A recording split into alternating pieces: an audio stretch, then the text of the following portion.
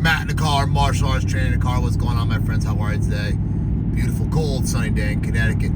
And today's topic for martial arts training in the car, Matt in the car with Matt, is martial arts is the best video game I've ever played. And I'll start off with, I love video games. I'm a geek.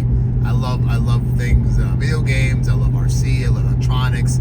I got a background in that stuff, computer repair and networking. I just have a mind for it. I just like that stuff. It's kind of cool.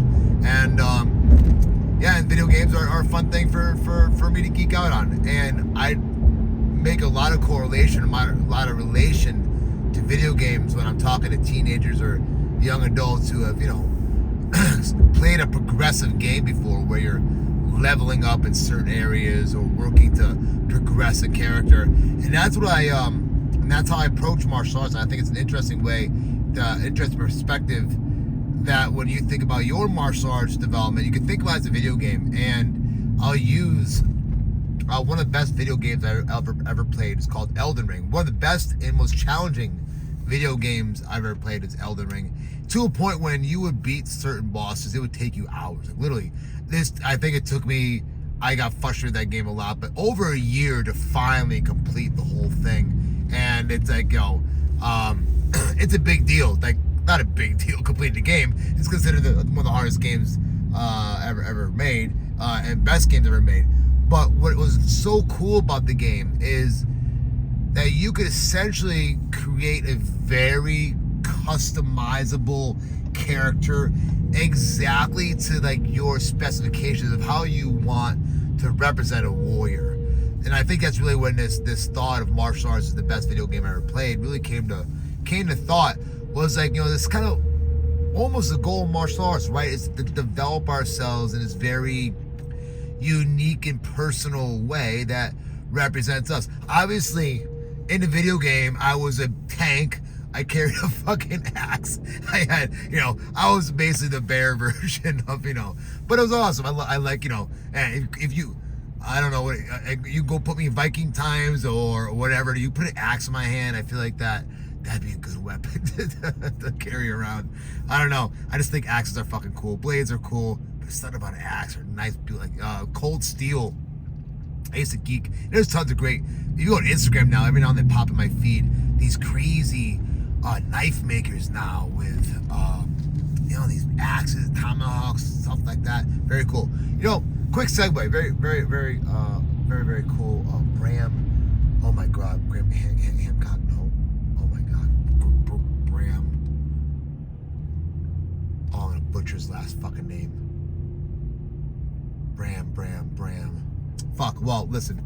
I'll tell the story anyway. So, my good friend's Brian Zielinski. He's a grandmaster of modern arnis. I've worked a lot before on stick and knife. He's a great dude. He was a CO for retired CO. I think it was like 30 years. Just a gem of a martial artist, gem of a human being.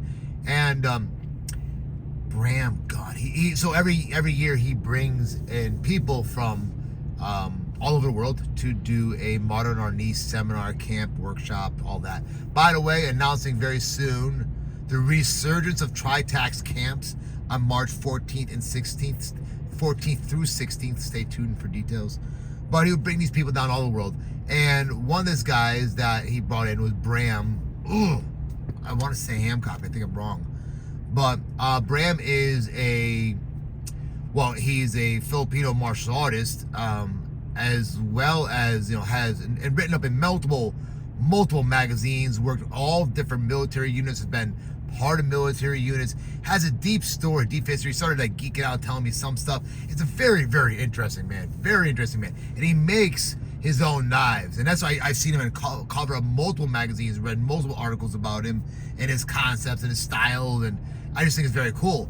But man, he had these knives that were basically, it feels like a pistol.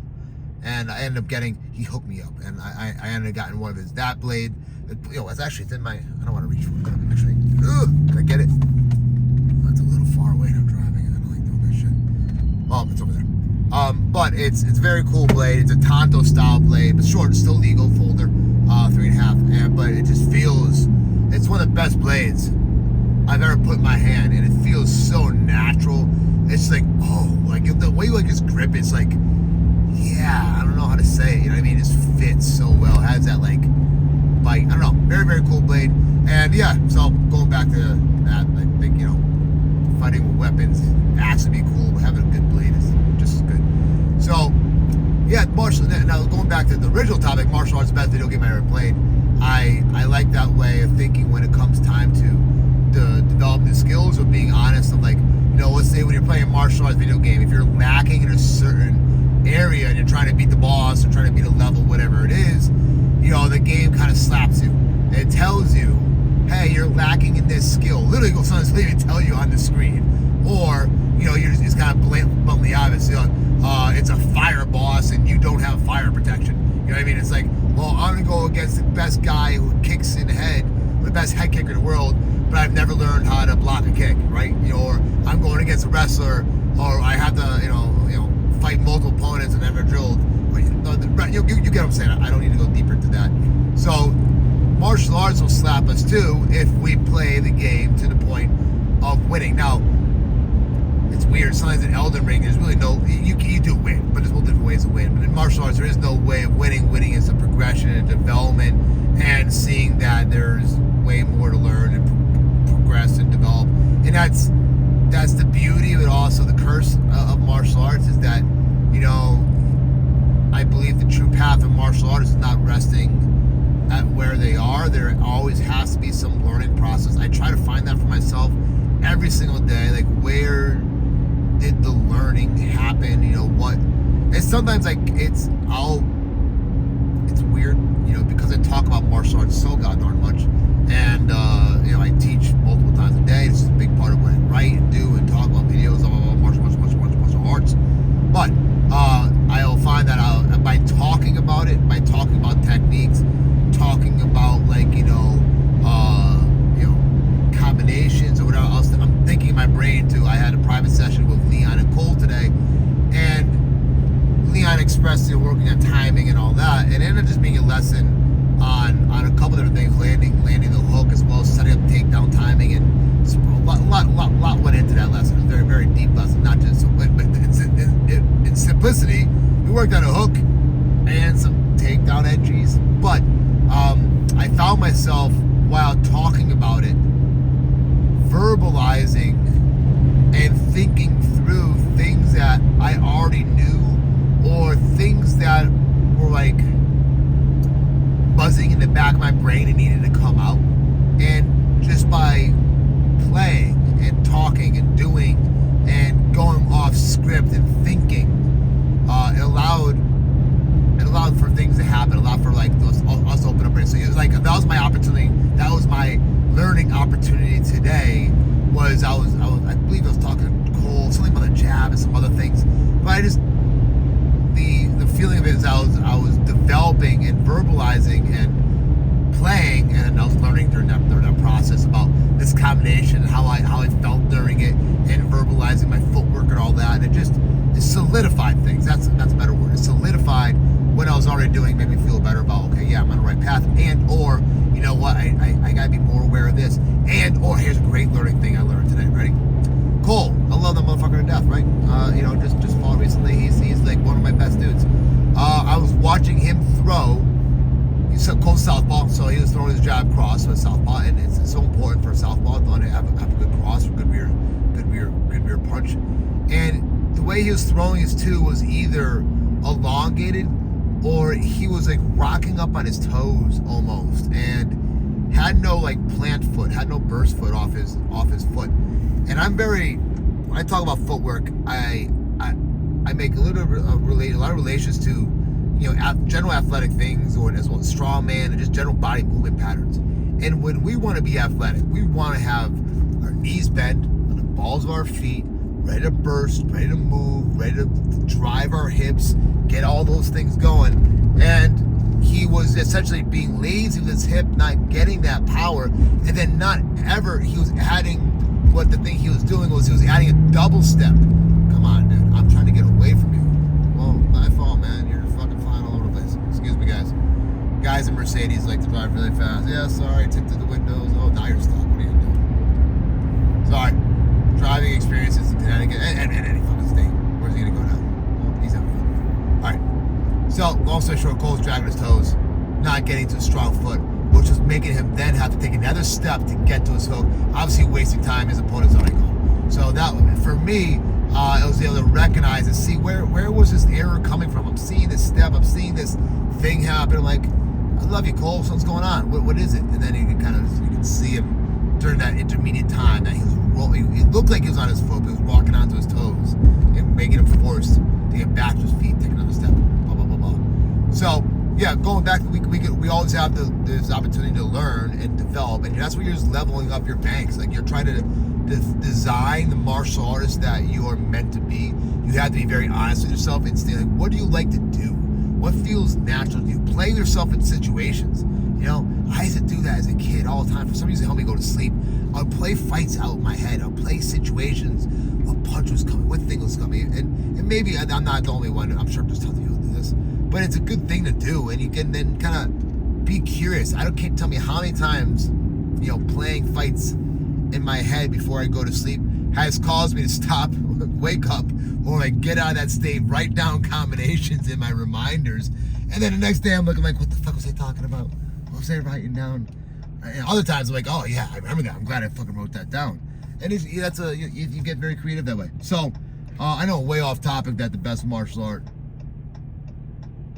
is the best video game ever played, but I think it's a fun perspective, and I think you can gain a lot from being playful in martial arts, as well as doing the best you can to level up your character.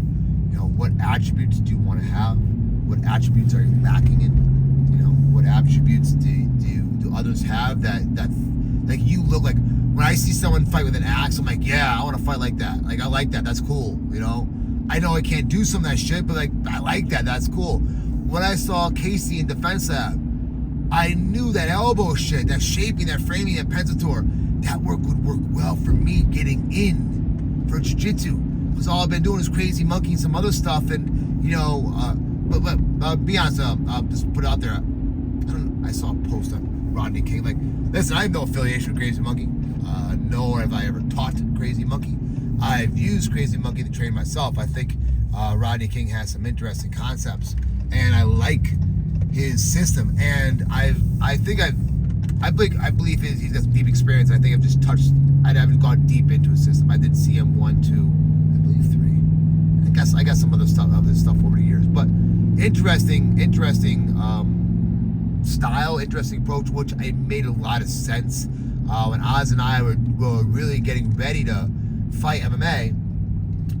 I had done some boxing, and he hadn't done any boxing yet, but he had done Kyokushin, a shit ton of Kyokushin. And I guess we were doing boxing. Him and I were doing a lot of boxing. I had done boxing before. Him and I were doing a lot of boxing. But we were having, from Kyokushin, the hands down at the chest level, shoulder level, is typically it's no punches to the head, kicks to the head. So it opened up. We had to work on getting Oz's hands up a lot in the beginning. And Crazy Monkey was a really good approach for us to train. We did a lot of fun drills to have that. That later led me to researching Defense Lab and Casey, or discovering Defense Lab and Casey, because it solved the problem. It's like, man, my character is lacking this skill. I need to get some structure up so I can be better and more effective in close range combat. So, yeah, you're the best video game you've ever played, guys. Treat yourself like that, you know what I mean? Have fun when training, you know, get creative, allow yourself to explore, you know, allow yourself to, like, you know, become better in things that you normally wouldn't, you know? I don't like using magic in video games, but every now and then when I start throwing in magic, it's like, oh, yo, this magic shit's kind of cool. It's like playing guard, you know, right? But, all right, guys, that's it. Matt Nakar, Martial Arts Training Car with Matt. I appreciate you. Love you all. Like, subscribe. Thank you if you made it this far. Thank you.